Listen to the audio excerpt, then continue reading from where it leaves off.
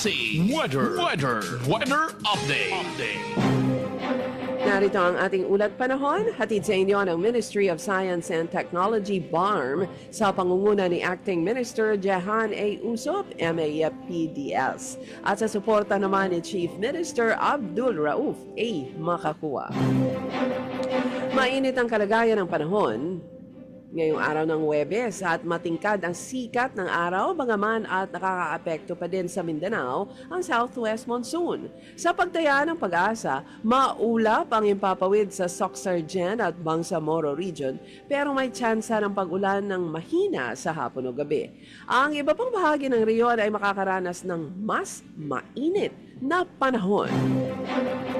At yan ang ating ulat panahon, hatid sa inyo ng Ministry of Science and Technology, BARM, sa pangunguna ni Acting Minister Jehan A. Usop, MAPDS, at sa suporta naman ni Chief Minister Abdul Rauf A. Makakua.